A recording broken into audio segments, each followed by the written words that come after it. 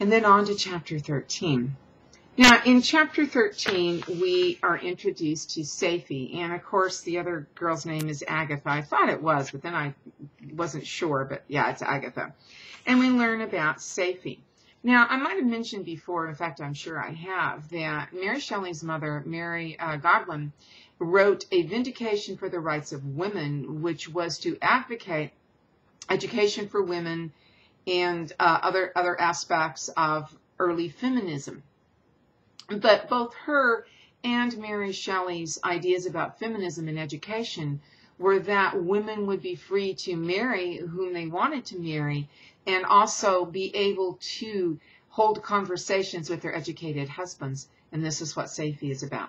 Safie is a liberated woman because she leaves her father's house and she comes to the house of the French family to marry Felix, to be with Felix. So even though she's really trading one household for another household, and it's not quite what we might think of as being liberated, that was liberation for a woman in the early 19th century, that she was able to choose those things. But the creature continues on. By now he can understand them very well.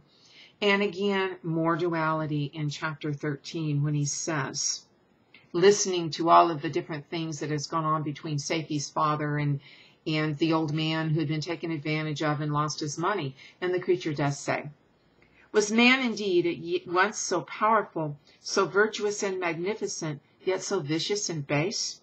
He appeared at one time a mere scion of the evil principle, and at another as all that can be conceived of noble and godlike. More duality, folks. I know I'm stressing that heavy now. But again, I don't think that that is a theme that we have discussed before, but it is most certainly a theme in this. We do see that, however, in Young Goodman Brown with Faith and how the duality of her name works in the symbolism. The creature says, and what was I? Of my creation and creator, I was absolutely ignorant. Now later, he had covered himself with Victor's coat when he left, and he finds some papers in the pocket. And that's after, of course, he learned how to read. And that is how he found out it was Victor who created him. But then just a few paragraphs after that, he says, talks about the knowledge.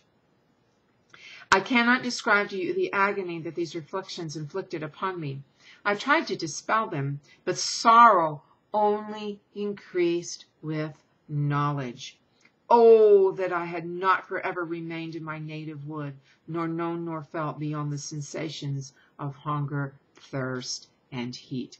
And that is exactly what Victor said in chapter, I have 4 here, but he says it in other chapters as well. My Roman numerals might not be right, but I know that he says it probably in chapter 8 or in chapter 9 or chapter 10 as well. So the creature is saying knowledge is not a good thing. And he says, and he continues on, of what a strange nature is knowledge. It clings to the mind when it is seized on it like a lichen to the rock. So once you are bitten with the knowledge bug, it's something that you can't get rid of. You cannot acquire or attain knowledge and then say, I'm going to ignore or I'm going to forget what it is that I have learned. It sticks with you and then impels you forward, which is what Victor would say about his creation. Of course, Victor also called it fate, that he was fated to do what he was going to do. And the creature calls himself an unhappy wretch, asks what was I, and bemoans this knowledge. And then in chapter 14, he says, he learns about the history of his friends. And excuse me, I got ahead of myself when I was talking about Safie's history about her father father wanting her to marry and her father taking advantage of the family and so on. So I'm not going to go into that again, but then in chapter 15, the creature finds valise or a suitcase, and it has Paradise Lost, Surprise, Plutarch's Lies, and the Sorrows of Werther. And so the creature then teaches himself how to read. Now, this has nothing to do with Frankenstein or this class, but I do find it interesting that in Tarzan of the Apes, Tarzan teaches himself how to read when he finds some books. He's on this desolate place where his parents have died, and he finds some books, and he teaches himself how to read. And not only that, he learns how to read in French. But yet in the movies, it's me Tarzan, you Jane. But the books give him a wider view of the world, but they also increase his knowledge. He has been bitten, and beaten by the bug.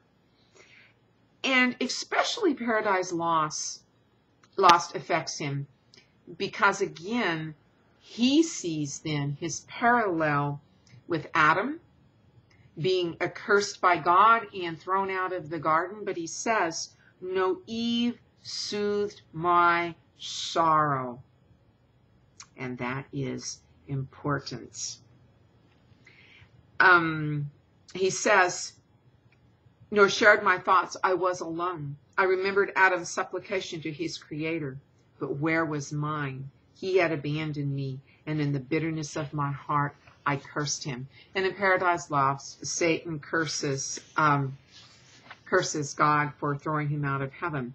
And then the creature gets up a plan, and he approaches the old man when the rest of the family is out. And maybe it would have gone well for him, but the two women and Felix come home, and then all pandemonium breaks loose, and then the creature is on the run again. It's like being rejected by Victor all over again, even though he has no memory of Victor. It's like being rejected by Victor all over again. And so the creature, who has actually done very kind things for them, and before they knew it was him, referred to their angel and helpful spirit. Now it's all over, and the creature's on the road again.